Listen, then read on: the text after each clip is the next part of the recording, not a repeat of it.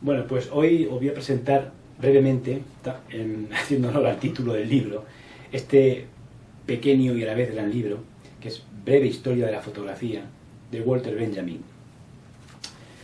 Es un libro que, bueno, está como referencia en todos los ensayos y obras de historia de la fotografía que vais a ver, casi seguro. Podría pensarse, por lo tanto, que es una buena punto de partida para aquel que quiera interesarse por este tipo de temas, ¿no? La fotografía como hecho, o el hecho fotográfico, la historia de la fotografía, pero en realidad, como ya os comentaré, es de una lectura un poco ardua, ¿no? Da un poco lugar a confusión, porque aunque el libro son solo 60 páginas, además con una letra generosa, con algunas fotografías, que realmente se puede leer en menos de una hora, el estilo de Benjamin es bastante árido. Benjamin, como algunos sabréis, no era fotógrafo, era crítico literario, artístico, era filósofo, pensador, era un hombre muy culto. Nació en Alemania en 1892, en una familia acomodada, y bueno, se dedicó pues, a la crítica literaria, artística en general, ¿no? Y este está considerado como este ensayo es el primer intento de comprender el alcance de la fotografía en la sociedad, en la historia y en todas las artes, ¿no? Y como digo, lo vais a encontrar pues en muchos sitios. Siempre que hablen de fotografía, de historia de fotografía, raro es que no aparezca una referencia a Walter Benjamin y su historia de la fotografía.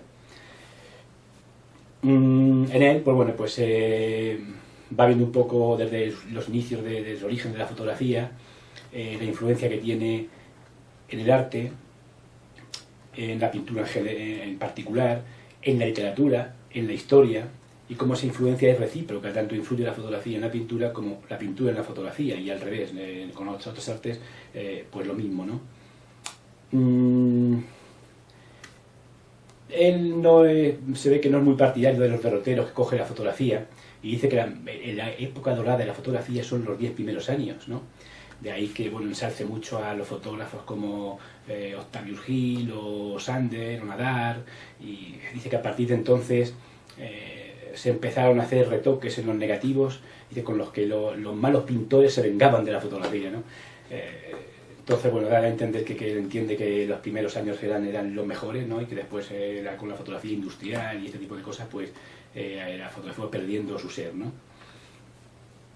Él, claro, siempre de una perspectiva desde el punto de vista de la escuela de Frankfurt, la que pertenecía, o la que, con la que colaboraba, más bien, porque en realidad no perteneció como socio como tal, ¿no? Sino que colaboraba con un pensamiento filosófico tipo marxista. Y bueno, desde ese punto de vista, pues bueno, hace su análisis, da su opinión. Al final también del libro hace unas reflexiones sobre lo que piensa que debe ser la fotografía.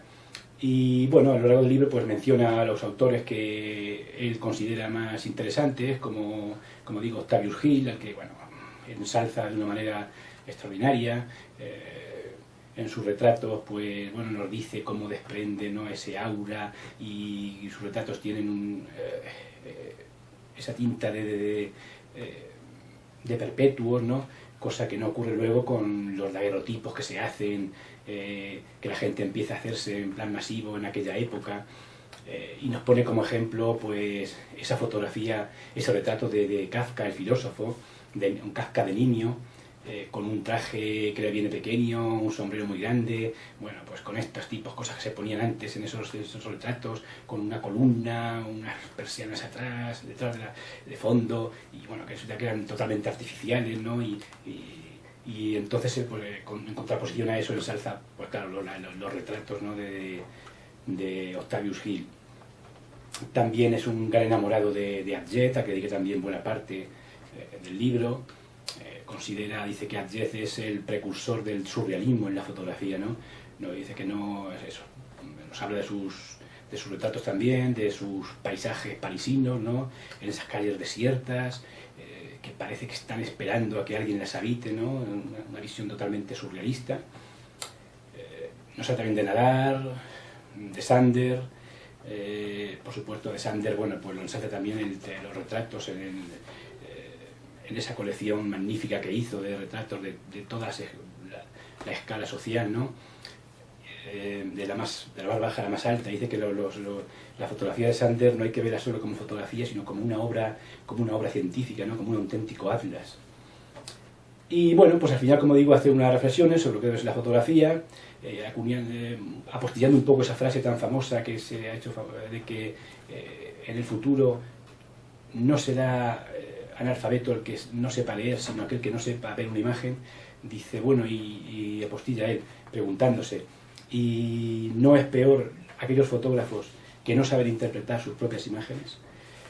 Y al final termina el libro con el discurso, o parte del discurso de Paul Valéry, el miembro de la Academia Francesa, un discurso que dio en la Sorbona en 1939 con motivo del centenario, de la conmemoración del centenario de la fotografía. Como ya digo, es un libro que, bueno, puede pensarse que es un punto de partida para quien esté interesado en estos temas, pero yo casi aconsejaría leerlo después, tener un poco de nociones de estos temas. Se trata también los temas, bueno, con los que se ha vertido luego mucho río de tinta sobre la fotografía como arte, si es arte, si no es arte, la verdad de la fotografía, la mentira en la fotografía. Entonces conviene tener un poco esos conceptos más claros, porque si no hay muchas cosas que nos vamos a perder, porque como digo, su lenguaje es muy árido y hay que conocer ya un poco el tema para saber por dónde va y qué es lo que nos está diciendo. Si no, es un poco evidente. Yo tengo que confesar que este libro lo leí hace 3 o 4 meses, cuando estoy oyendo hablar de él años, ¿no? Y bueno, al final me decidí a leerlo y por supuesto que merece la pena, y es un libro de referencia y lectura obligada para aquel que esté interesado en profundizar en la historia y el sentido de la fotografía.